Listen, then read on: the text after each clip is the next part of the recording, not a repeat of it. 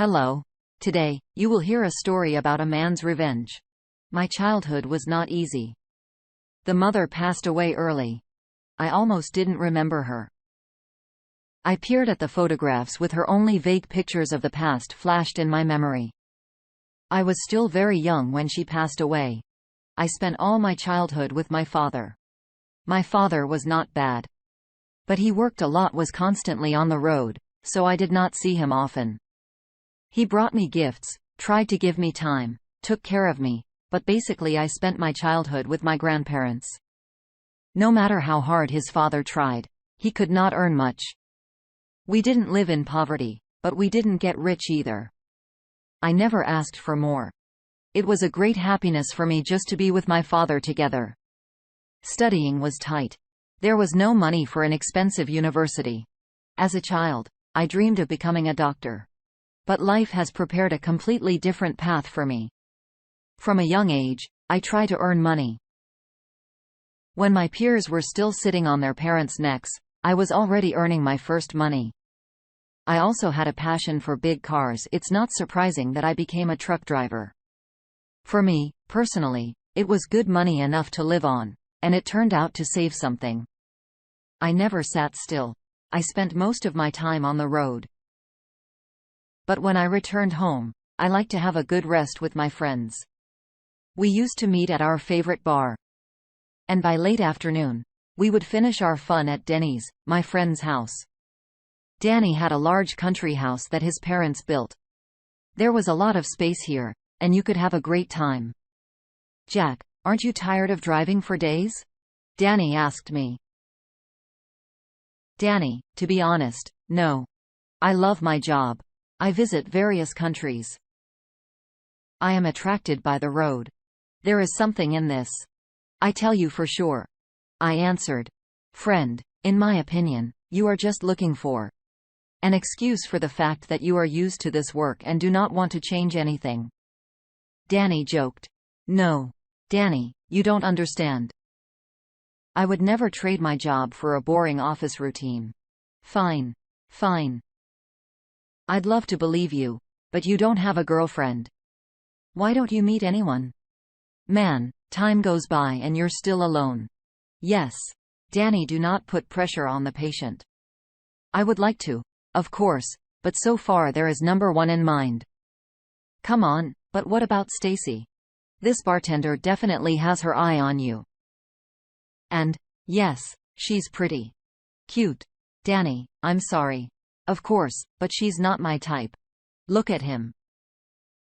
So you won't find anyone. There was truth in Danny's words. I haven't met anyone for a long time, but I did not want to connect my life with just anyone. Somehow, after regular gatherings, I returned home. That evening, I remained sober. There was no desire drinking. So I took my drunken friends home, and I was already returning home. Then it rained heavily. Suddenly, on the side of the road, I noticed a car with flashing lights. I stopped and saw a completely wet girl who was trying to fix the car. "Good evening. Can I help you?" I answered as I opened the window. "Young man, yes. I already thought that number one would pass here until morning." The girl answered excitedly. "What happened to you?" "The car stalled. While I was trying to figure it out in the rain, my phone got wet. I can't even call a tow truck." I looked under the hood and saw that the thermostat was covered. All the antifreeze had flowed out. "Girl, I have to disappoint you. You can't fix it that easily. But don't worry. I'll call a tow truck. If you want, I can give you a lift." "Young man, I would be very grateful to you." The car was loaded by a tow truck and taken to a car service. I took the wet girl through. We met. Her name was Jessica. We chatted on the way to her house. She was very sweet and quite pretty. Then we agreed to meet again. We liked each other and ended up dating. And it's been 15 years since we got married. Life together was not as fun as it was in the first time when we just met. But I was still madly in love with Jessica. I still transported goods to various countries, so I did not have the opportunity to return home from work every day as in many other families. But on the other hand, the time that we spent together was very intense. It was passionate sex and fun parties and romantic evenings. I was happy now. I had a great desire to quickly return home where my Jessica was waiting for me. But lately, our relationship has deteriorated. Jessica started pushing me more and more. Jack, you've been on the road for so long, and your salary is not growing.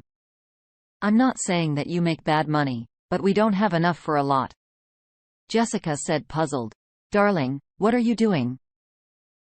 I plow for days and earn much more than my colleagues.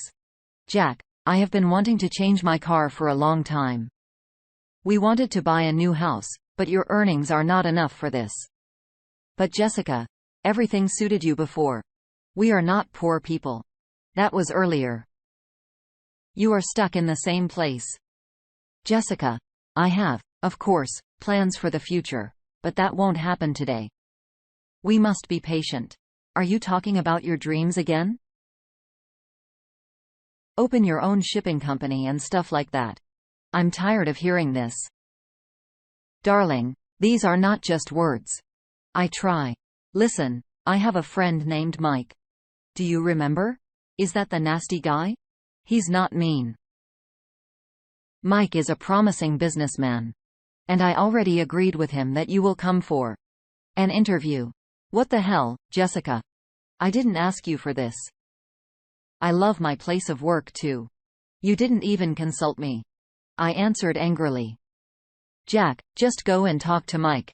I'm trying for us. You will earn much more. Jessica, you can't. Honey, I beg you very much. Please do this for me. Jessica very persistently persuaded me for a long time. In the end, I gave in and got a job with Mike. I really didn't like this guy. He was obviously hiding something. I delivered goods from another country, but this work was very strange. Mike paid good money so I wouldn't ask too many questions. I didn't even really know what I was translating. According to the documents, it was consumer electronics. The goods were loaded and unloaded without my presence. Warehouses were very secretive. They didn't let me in. They drove out of the warehouse and only then let me drive. Such trips alarmed me more and more, but Jessica's behavior seemed no less suspicious. She was changing before our eyes. Jack, have you seen Mike for a long time? Jessica asked. Yes. I just came from him, but what? I asked anxiously. He just called me, said he couldn't get through to you. You need to go on an urgent flight again. What the hell? I just got back. I don't know, Jack, but it's urgent. Call him back. I was furious. Such a schedule clearly did not suit me. Hello, Mike? Do I need to fly again? Yes, Jack. I'm sorry, but this is an urgent delivery. The other driver can't. You have to go. Jack, I understand everything, but please help me out. Listen, I, of course, understand everything, but this kind of work does not suit me. I will go on this flight, but if this continues, then I will quit. Jessica and I hadn't spent time alone in a long time, and now she meekly sent me to work on. It was very strange. I felt that I was in a suspicious and incomprehensible situation. My car was loaded and I could drive. But I was already on the edge, so I didn't hit the road right away. I called my friend, Danny. We agreed to meet at his country house where I could easily park my truck. And the next day, I just would have been on the road longer, so as not to stray from the schedule. Jack, tell me what's going on. You are not yourself. Danny asked me anxiously. Yes. My friend, some kind of devilry is happening. Jessica started acting weird and this new job. There is clearly something wrong here. I answered. What are you transporting? Hell knows? According to the documents, household appliances. Well, let's check it out. No, Danny.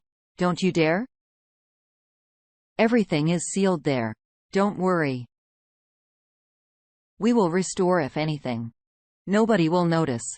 Danny rushed to the car. Before I could stop him, he broke the seals and opened the back door of the truck. Danny, what the hell? What have you done? Do not panic. Let's watch. So what do we have here? Danny took out the microwave box, unpacked it, got out the appliances. Inside was a bag of white powder. What is it? Drugs? Danny asked worriedly. I have no idea, I answered with a dumbfounded look. So don't panic. I have a good friend from the police. He will help us. Danny's friend's name was Jim, and I only knew him visually. We contacted him the same evening. He confirmed that it was a narcotic composition. My hair stood on end at this news. I talked to Jim and told him everything about who I work for. Jim was far from the last person in his department and contacted the right people. Pretty soon I learned that Mike was a drug dealer who had been under surveillance for a long time, but it was not possible to catch this bastard hot. I was introduced into a special operation, told to take the goods to their destination and continue to carry myself as before without arousing suspicion. I took the goods and returned home. Jessica, son, I'm back. Jack. Dear, how glad I am to see you. Jessica hugged me with a fake smile. How glad I am to see you. It's going to be our wedding anniversary soon. Jessica, listen, our wedding anniversary is coming soon. I would not like to celebrate noisily. Let's sit at home. And yes, I am not often at home. I understand that this holiday is for the two of us, but I would like to invite Mike as well. Jack, you amaze me. Are you serious? I don't mind. Yes. Quite seriously. Mike has become much closer to us lately. Let's invite him. Wonderful. Jack, well, then I'll call him myself and invite him. Jessica replied with a smile. Just the day before our anniversary, Jessica said she wanted to visit her mother in the hospital. I did not believe a single word she said and decided to follow her. I discreetly followed Jessica and we stopped in front of a house. It was clearly not a hospital. The lights were on the second floor. I managed to sneak up onto the balcony on the second floor where I saw Jessica and Mike. The door to the balcony was ajar. I took out my phone, turned on the video, and quietly slipped the phone into the room. Jessica, I've been waiting for you, Mike said with a smile. Mike hurried as best she could. What's your husband just behaving like? A donkey and does not suspect anything? Where is he? He even invited you to our wedding anniversary. What can be about? Well, yes, unexpected, but nice. Never mind, we'll soon make your husband a scapegoat. And we, ourselves, will leave for Mexico with a lot of money. Yes. It would be faster. I'm already pretty tired of pretending to be a faithful wife. I was shocked by such a conversation but continued to film. Mike was not at all shy about his statements. He voiced the schemes of his machinations, and all this was clearly visible and audible on the video I filmed. After this candid speech, I witnessed how my wife began to fuck with my right in front of my eyes. Rage clouded my mind, but I held back with the last of my strength so as not to break loose. I decided to carry out my revenge more effectively. I controlled myself and quietly left this house. I had a huge deposit on my soul, but my revenge inspired hope. It was hard to keep track of Mike. He did not sit in one place. He constantly changed his place of residence. Soon, he was supposed to leave here too, but I could not let him. Here comes our wedding anniversary. The three of us sat at the table. Guys, before we start celebrating this day, I would like to show you a touching video. Mike, I promise you'll love it too. And then on the big screen, I turned on the video of their sex, which I filmed. What? What it is? Jessica exclaimed. And what does it look like? You tattered bitch. I shouted. Mike, I'm sorry. I'll rewind now. It will be more interesting for you than watching you fuck my wife. I said. I rewind too. the moment Mike was talking about all his shenanigans. Unit. Mike yelled and ran up to me. "Don't rush, creature." I shouted and hit Mike in the teeth with an iron pipe hidden in advance in the sleeve. "Bon appetit, bastard. How does metal taste? Not harsh?" I asked with annoyance. A new cheap betting obviously mixed up something in this life. "I'm only sorry for one thing. But I did not immediately see what a lying creature you are," I said to Jessica in disgust. At this time, the police broke into the house. I told Jim not long before our meeting that Mike was visiting me, and at the same time handed over the video I had filmed. Now this bastard could be safely taken. I was acquitted thanks to my assistance to the investigation. But Jessica was so unlucky she was convicted of complicity with Mike in these dirty deeds. So they are now behind bars and for a very long time. Nevertheless, I opened my own company and my business began to